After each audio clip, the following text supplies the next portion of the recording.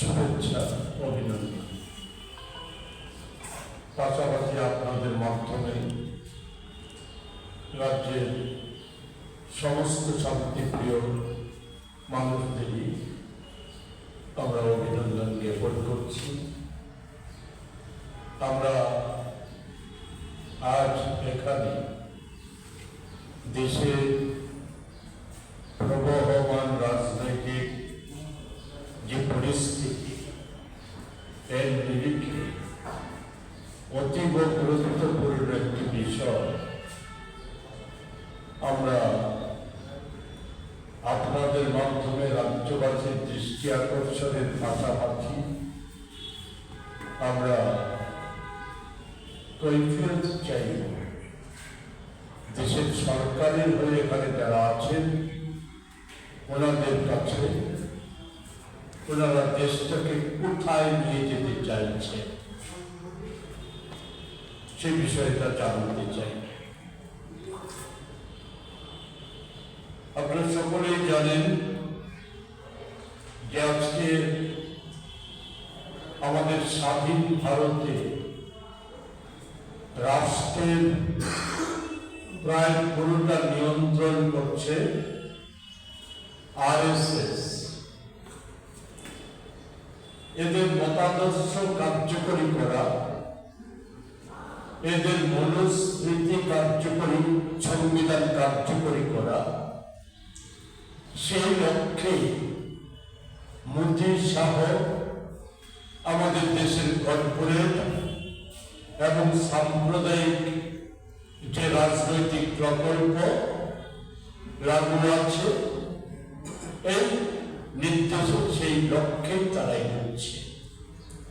তো সেক্ষেত্রে খুব অতি সংক্ষেপে যেটা বলতে চাই, সকলেরই জানা আছে RSS তার জন্মের পর থেকে এবং হিন্দু মহাসভা বা স্বাধীনতা পূর্বের হিন্দুত্ববাদী সংগঠনগুলি এবং মুসলিম লীগ কেবল এই স্বাধীন সার্বভৌম ভারতবর্ষ চায়নি। আমি অন্য সব ইতিহাস আনছি না। RSS তাদের যে স্বীকৃত দাবি, যেটা তাদের নেতাদের বিভিন্ন পুস্তকে লিখিত আছে, RSS এর 47 সালের পূর্ববর্তী তাদের দাবি ছিল হিন্দু নেশার। এই হিন্দু নেশার গঠনের প্রশ্নে তাদের কাছে প্রধান বাধা ছিল জাতীয় কংগ্রেস। সেই সময় এটা আজও তাদের কাছে প্রধান বাধাই জাতীয় কংগ্রেস। তাই স্বাধীনতা আগে আমরা দেখেছি কংগ্রেসকে দুর্বল করার নানা প্রক্রিয়া, নানা চেষ্টা, তারপরে সফল হয়নি।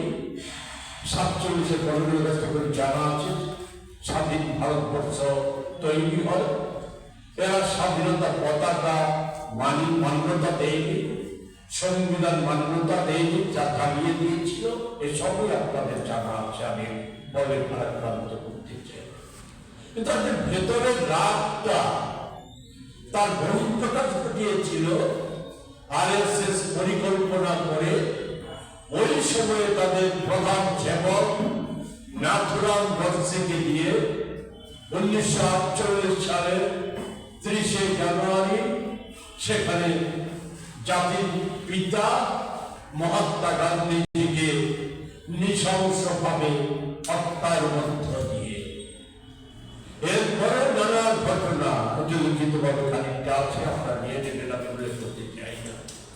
তাদের লক্ষ্য যখন পূরণ হয়নি, কিন্তু ষড়যন্ত্র তা চালিয়ে আসছে এবং এই ষড়যন্ত্রের শরীর দেশের সন্ত্রাসবাদী সাম্প্রদায়িক অন্যান্য শক্তির সাথে আন্তর্জাতিক সন্ত্রাসবাদীরা এর সাথে যুক্ত হয়েছিল। তাই আমরা দেখি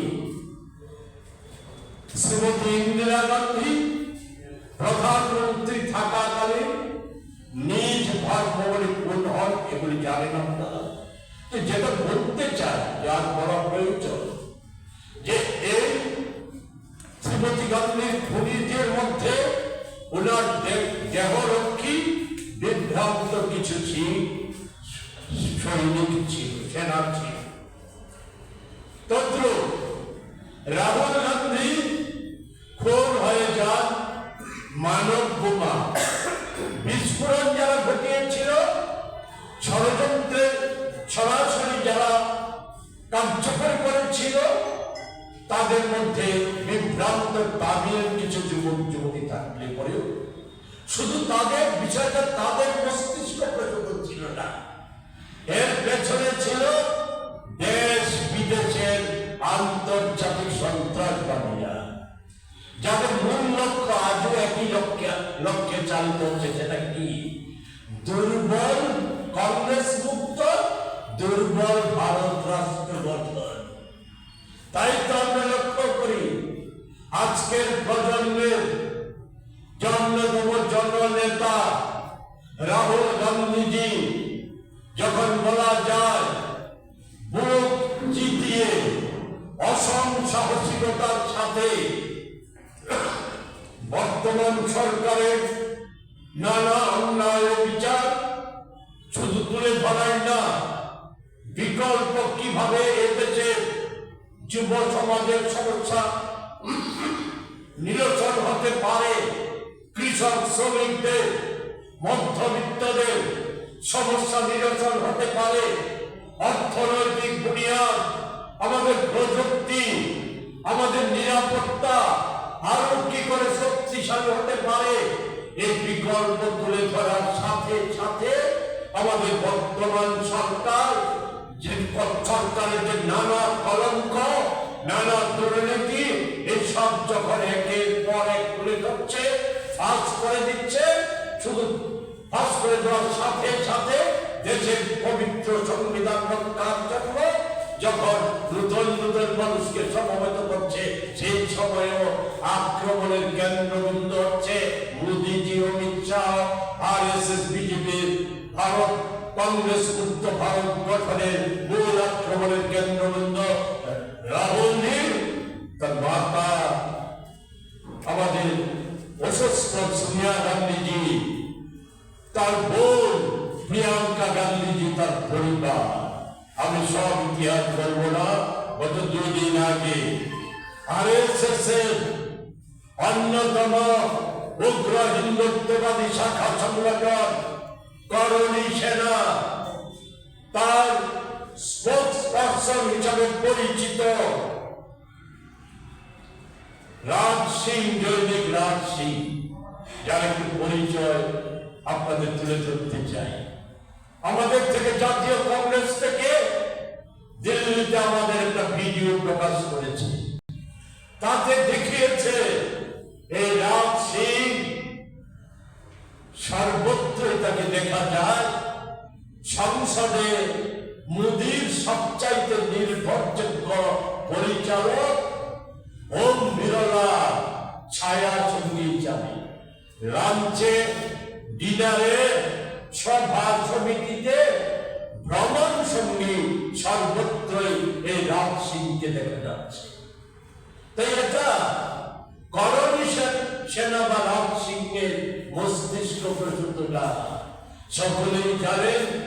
ভারতবর্ষে বিশেষ করে মোদীজি ক্ষমতায় আসার পর রাষ্ট্রের তহবিলকে ব্যবহার করে, আন্তর্জাতিক তহবিলকে ব্যবহার করে আমাদের দেশে ওই তথাকথিত উগ্র ব্রাহ্মণ্যবাদী হিন্দু রাষ্ট্র গঠনের লক্ষ্যে RSS আমাদের দেশের নূতন গডসে তৈরির কারখানায় এই সমস্ত রাজ সিংয়ের মতো গডসেদের তৈরি করছে।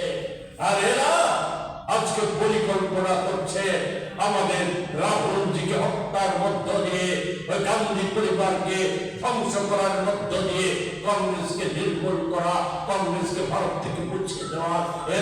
এরই অংশ হচ্ছে মহাত্মা গান্ধীকে হত্যার পর ওনার স্বপ্ন, ওনার নামাঙ্কিত প্রকল্প মুছে দেওয়া।